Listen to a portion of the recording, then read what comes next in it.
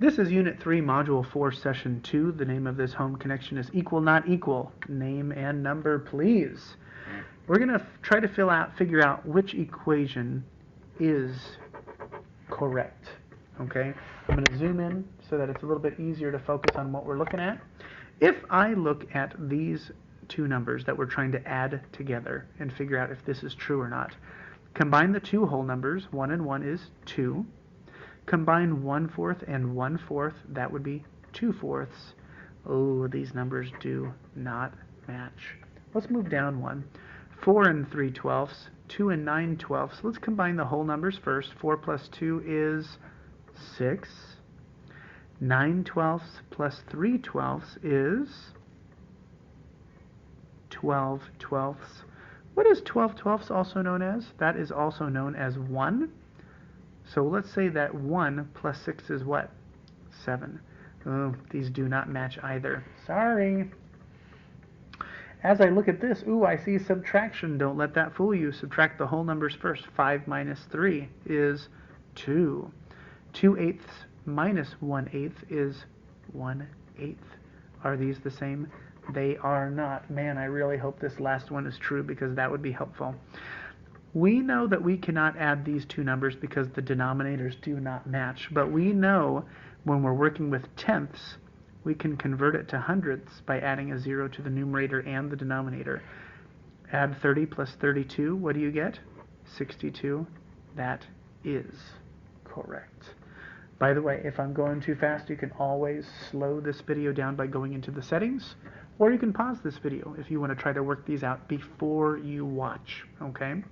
This says fill in the bubble to show the equation that is not correct. One of these is incorrect. Let's use our hundredths rule. To convert tenths into hundredths, I'm going to add a 0 to both numbers. 60 plus 15 is 75, so that one's correct, so we can't select that one. We're looking for the one that is not correct. 5/12 plus 7/12, what is 7 plus 5? That is 12/12. Oh, that's correct, so that's not right. Okay, this is up to you. I'm going to let you look at these last two. These are both subtractions. Take 7 minus 3, take 10 minus 4, and then figure out which makes sense. The hard part is that this says 1/2.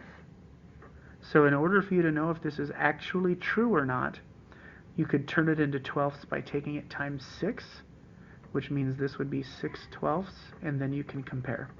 Okay? I'm going to let you decide which one of those is not correct. Number 3, it says fill in the bubbles to show the comparison statements that are correct. It says more than one of them is correct. So I have to figure out 0.3, which is 3/10, is less than 0.03, which is 3/100. So let's write that down. 3/10 versus 3/100. Which one of these numbers is larger? Well, let's make them the same by adding a 0 over here. 30 versus 3. The alligator should be eating the larger number. This is not correct. Sorry. Now, as I move down here, 0.6 is larger than 0.49. This is 6/10. This is 49 what? Hundredths. In order for me to compare these a little better, I need to make this one hundredths as well. What is the rule? If I have tenths, I can just add a 0 to both numbers to make it hundredths. Now, which one's larger, 60 or 49? The 60 is. The alligator is eating the larger number, so that one is correct. I'm going to let you do these last two on your own, but I'd like to point out one thing. Okay? These are asking if these numbers are equal. Well, I'm going to suggest that you either cut both of these numbers in half or double both of these numbers so that you can compare them. And down here, I would do the same thing that we did before. If you're looking at 7/10 versus 70/100, adding a 0 over here will help a lot. Okay? And then fill them in if they are correct. Pause this video so that you can take a look. Number 4 says fill in the bubbles to show comparison statements that are not correct. There is more than one, so some of these are incorrect. 5/100 is equal to 1/2. Well, if I want to put this into hundredths, I'm going to have to take the whole thing times 50. 2 times 50 is 100. 1 times 50 is 50. Compare these, 50 to 5. They are not. So that's one's not correct. So you can mark it because the instructions to say fill in the bubble if it's not correct. You must pay close attention to details. 0.4 is 4/10. To make it hundredths, I have to add a 0 to each one. 40 hundredths is equal to 60 hundredths. That's also incorrect, so I can fill it in. I'm going to let you look at these last two on your own, but let me point out the following. 0.25 is 25 what? Hundredths. 0.3 is what? 3/10. Add your zeros so that you can compare them. The alligator needs to eat the larger number. Fill it in if it is incorrect. Last but not least, add your zeros here and compare these. The alligator should eat the larger number. 60 hundredths, 60 hundredths. You would fill in the dot if it is incorrect. Pause this video if you need to. I'm going to zoom out a little bit to do this one because it's much easier if you can see all of the numbers on the number line. And that's pretty good. I've got some spots, and they put them just about where they're supposed to be. 0, 1 in the middle, 2 there. They marked this one here because it's halfway between 1 and 2. What is halfway between 1 and 2? 1.5. So I can put the 1.5 there just by starting. Okay? Then we need to decide which one of these numbers is larger than 1.5. Well, this says 1 1/4. This says 1 3/4. Which one of these is larger? 1 3/4. Okay? Which one is larger than 1 but smaller than 1.5? Well, it would be the only one that we haven't said yet. 1 1/4. Last but not least, you're going to have to decide where these three numbers go. I have 0.75, which is the same as 3/4. And I have 1/4, which is the same as 0.25. And then I have 3/8, which is a really complicated number to math out, so we're not going to work it too much. But you have to tell yourself, say to yourself, 1/4 versus 3/8. Well, 1/4 is the same as 2/8. So which one of those is smaller? Well, this one. So you have to make sure that that reflects on your number line, okay? And then if you wanted to compare 3/4, let's take everything times 2 to get 6/8. And then you can compare 6/8 to 2/8 to 3/8. Bada boom. I'm going to let you pause and fill in. Go smallest, largest, and then the one that's in between. Sorry, I've got this flashing light going on. Fill in the table. You're going to list the decimal and the fractions. Okay, they did the first one for us. There are 25 squares filled in out of the 100. 25 out of 100. That's also known as 1/4 because that's 1/4 of 100. 25 cents out of $1 is 1/4, right? The decimal is 0.25, which is 25 hundredths. That is how you pronounce it, okay? As I move down to 0.75, I can think of a couple things. But first, let's shade in what it says. Don't forget that the first place value after the decimal would be our green strips, and the second digit, our hundredths, would be the yellow units. Right? I think it's really important to keep that in mind. So as I look through here, 0.75 is 7 strips. 1, 2, 3, 4, 5, 6, 7. And then the 5 would be 5 hundredths, which are the individual units, 2, 3, 4, 5. So I filled it out, 75 out of the 100, which is our starting fraction, 75 of the 100. Now we just have to figure out what other fraction this could be. Well, if 25 cents is 1/4, 75 cents would be 3/4, or like 3/4 of a dollar. Okay? They shaded it for us, but they're not going to tell us what it is.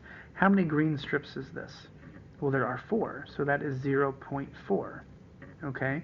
You could also say it's 0.40, because you could say it's 40 out of the 100, and either of these are going to give you good fractions. You could say it's 4/10, Or you could say it's 40 what? Hundredths. Pause if you need to. It's always fun to take a look at these before you give it a go. Okay, you can always fill it out and then press play and see how you're doing. This could be 6/10 or 60 hundredths. Okay, if I wanted to write it as a decimal, 6/10 would be this. If I want to write it as hundredths, I need that 0 on the end. To fill it in, I'm going to do exactly what it says, 6/10. A strip is a tenth. How many of them are there? It says 6. There are 1, 2, 3, 4, 5, 6/10. Daniel collects baseball cards and keeps them in a special binder.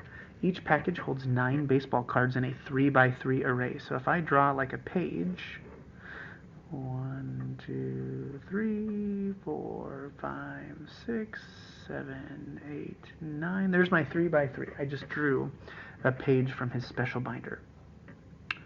The first page is 4/9 full. So that means there would be 1, 2, 3, 4 of the 9 cards. The second page is 1/3 full. So if I draw another page, I know it takes a minute, but man, it's really easy to visualize when you draw it out. The second page is 1/3 full. That means I have to think of these in thirds, which means if I were to like lay a, let's do black. If I were to lay like some black strings across here, I could see that 3 is 1/3, 1/3, 1/3, because I just split this into 3 equal groups. And we said the second page is 1/3 full, so I just filled in 1/3. If Daniel put all of his cards onto just one page, what fraction of that page would be full? So I know it's a little bit of a work, but it really is worth drawing out the card pages so that you can put them in. So I'm going to take these 4 plus these 3. 1, 2, 3, 4. That's these 4. And then I'm going to add these 3. 1, 2, 3. So how much of that page is full? Well, how many out of 9 is that? 1, 2, 3, 4, 5, 6, 7 of the 9 slots are full. Okay? Now, down below, Sienna is going to get involved. She also collects baseball cards in a binder just like Daniel's. Her last page was 6/9 full, but she gave 1/3 of those cards to Daniel. Ooh, goodness gracious. So, I'm going to draw out exactly what it said. So there's 1, 2, 3, 4, 5, 6, 7, 8, 9. I'm trying to draw fast, so please be patient. Her last page was 6/9 full. 1, 2, 3, 4, 5, 6. That's how full it was. But she gave 1/3 of those cards to Daniel. So 1/3 of these. Ooh, now I have to split these differently. So we kind of have to ignore these empty ones and split these into equal groups of 3. How do I do that? Well, if I think of them like this,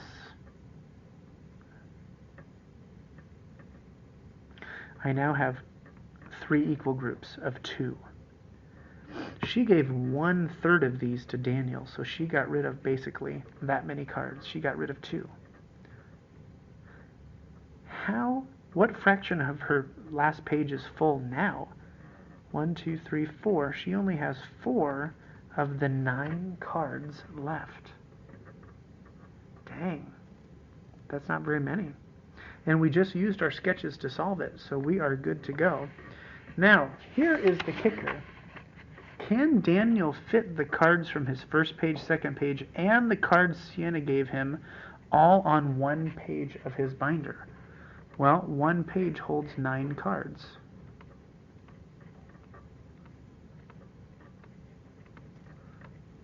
His first page had 4, his second page had 3, and Sienna gave him 2. So let's fill that in and see what happens. So I'm going to do 4. 1, 2, 3, 4. I'm going to fill in 3. 1, 2, 3, and then I'm going to fill in 2. 1, 2. Holy smokes! Can it all fit onto one page? Yes, because it's one whole page.